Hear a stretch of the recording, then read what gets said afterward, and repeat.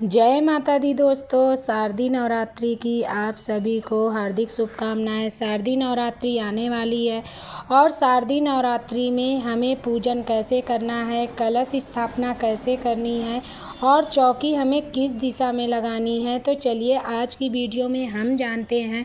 शारदीय नवरात्रि इस बार पड़ रहे हैं 22 सितंबर को, जो हम पूजन करेंगे उस नवरात्रि की। तो चलिए सबसे पहले हम जान लेते हैं पूजा विधि क्या है। सबसे पहले हमें पूर्व की ओर या पश्चिम की ओर हमें चौकी इस तरह से लगा लेनी है। उस पर हमें लाल कलर का वस्त्र बिछा लेना है। उस पर हमें लाल कलर का वस्त्र बिछाने के बाद हमें माता जी की फ़ोटो या प्रतिमा विराजमान करने के लिए हमें थोड़े से अक्षत ले लेने हैं। अक्षत लेने के बाद हम माता रानी की फ़ोटो या प्रतिमा विराजमान कर देंगे। फिर साथ ही में हमें गणेश जी का पूजन इसमें सर्वप्रथम किया जाता है। तो हम गणेश जी की प्रतिमा या फ़ोटो लेकर हम विराजमान कर देंगे गणेश जी को। फिर इसके साथ ही हम विराजमान करने के बाद फिर हमें जवारे इसमें अवश्य बोने होते हैं, तो हम जवारे बो देंगे। और जवारे बोने के लिए हमें एक कुंदा या जो भी आपके पास पात्र हो आप वो ले लीजिए। आपके पास जैसे स्टील का या आपके पास पीतल का जो भी पात्र हो आप वो पात्र ले लीजिए।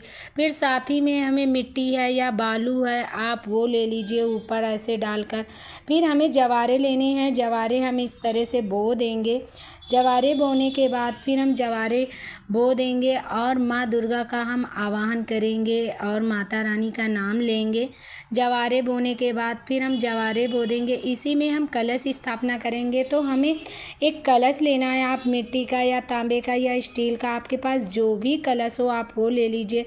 कलश के हम मिट्टी का कलश इसमें बहुत विशेष माना जाता है, पवित्र माना जाता है। तो हम मिट्टी का कलश ले लेंगे। उसके हम कंठ पर हम मौली बांध देंगे और मौली बांधने के बाद हम उसमें गंगा जल डालेंगे।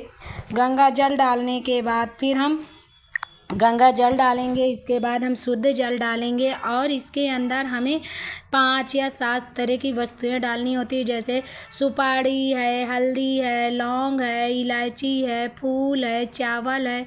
ये सारी सामग्री हम इसी के अंदर डाल देंगे। आप इसमें मीठा भी डाल दें, बतासे या मिश्री, और एक सिक्का डाल दें। फिर साथ ही में हम कलश पान हमें जैसे आम के पल्लव लेने होते हैं, तो आम के पत्ते आप ले लें। आम के पत्ते ना मिले तो आप अशोका के पत्ते ले सकते हैं या आप पान के पत्ते भी ले सकते हैं। फिर हम इसमें कुमकुम है, हल्दी लगा देंगे। इसके बाद हम कलश के ऊपर इनको ऐसे सजा देंगे। फिर हमें एक पात्र लेना है जो ढकने के लिए। उस पात्र के ऊपर हमें गेहूँ या चावल, आप जो भी नाज रखना चाहें आप वो रख दीजिए।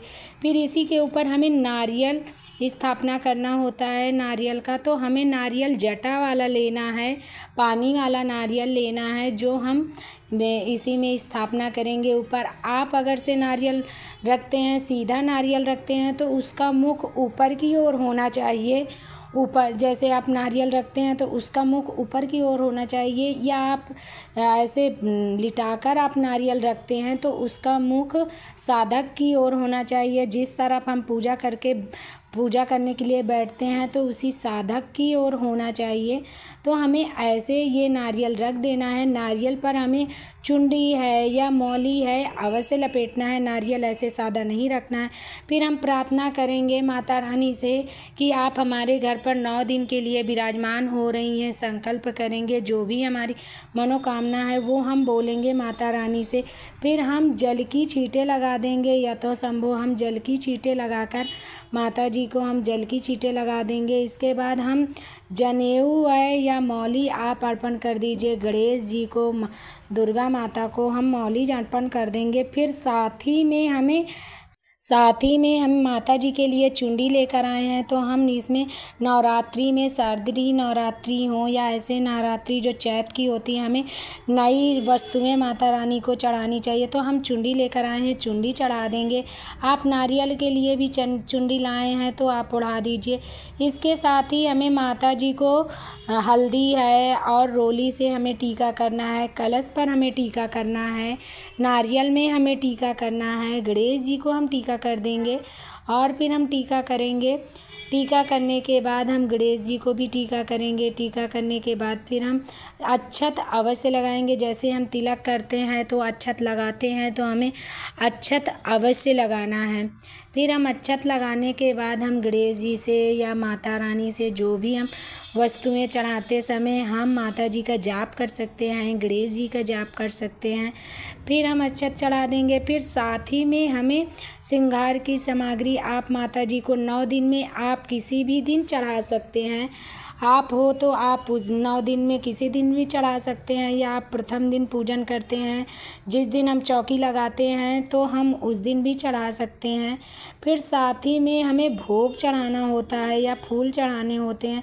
आप जैसे फूल चढ़ाएं तो फूल में आप लाल पुष्प माता जी को अवश्य चढ़ाएं। जैसे गुलाब के हैं, गुड़हल के हैं, ना मिले तो आप गेंदे के भी पुष्प चढ़ा सकते हैं, पर माता जी को पुष्प अवश्य चढ़ाएं, क्योंकि पुष्प चढ़ाना बहुत विशेष माना जाता है। इस टाइम पे आप मंदिर के बाहर आपको फूल या पूजा की जो भी वस्तुएं हैं वो अवश्य ही मिल जाएंगी। माता जी को गुड़हल का पुष्प अत्यंत प्रिय होता है, तो आप वो भी चढ़ा दें। फिर साथ ही में हमें भोग चढ़ाना होता है, तो हम भोग में जैसे हम माता जी को जो भी भोग में, जैसे मीठे में आप भोग में बतासों का भोग लगा सकते हैं।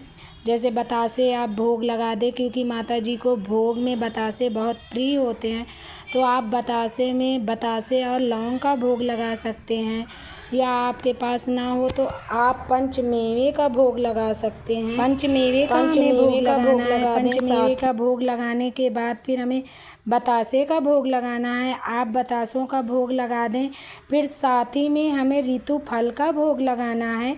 ऋतु फलों के बाद हमें भोग में जैसे आप 5 तरह के फल भी ले सकते हैं। 5 तरह के फल ना ले सके तो आप 1 तरह का भी फल ले सकते हैं। फिर ऋतु फल का भोग लगाने के बाद हमें पान का भोग अवश्य लगाना होता है। आप पान के पत्ते में बतासे हैं, लौंग हैं, आप इनका भोग अवश्य लगाएं। भोग लगाने के बाद आप जैसे पान के भोग लगाने के बाद आप जैसे जो भी जैसे हवन इसमें आप आरती कर दें। आरती करने के बाद आप इसमें आरती करने के बाद आप दुर्गा सप्तमी का पाठ कर सकते हैं, या आप जैसे दुर्गा चालीसा का पाठ कर सकते हैं, या आप जो भी जैसे माता रानी के जो भी जप हैं वो कर सकते हैं। फिर साथ ही में हमें हवन करना होता है। आप पहले पाठ करने के बाद आप आरती कर दें। आरती करने के बाद आप हवन अवश्य करें। यथोसंभव आप दक्षिणा अवश्य चढ़ाएं। और हवन करने में आप कंडे के ओपले भी ले सकते हैं, या आप आम की लकड़ी से भी हवन कर सकते हैं। प्रतिदिन आप हवन अवश्य करें। आप हवन में जैसे बतासे हैं, लौंग का आप हवन कर सकते हैं। आप इसमें छोटे से फिर साथ ही में हमने जो पान के पत्ते चढ़ाए हैं, जो हमने पान के पत्ते और बतासे आप लास्ट में आप उनकी भी आहुति दे सकते हैं। आप इस तरह से आप हवन अवश्य करें प्रतिदिन। और फिर हम रही कमियों के लिए हमें लौंग के जोड़े अवश्य चढ़ाने होते हैं, तो हम लौंग चढ़ा देंगे। और लौंग चढ़ाने के बाद हमने जो जो सामग्री चढ़ाई है उनके लिए हम माता जी से प्रार्थना करेंगे रही कमियों के लिए, और प्रथम दिन की हमारी पूजा संपन्न हो जाएगी। और हम फिर दूसरे दिन की आपको वीडियो अवश्य डालेंगे। इस तरह से हमारी प्रथम दिन की नवरात्रि की पूजा संपन्न हो जाएगी। राधे राधे।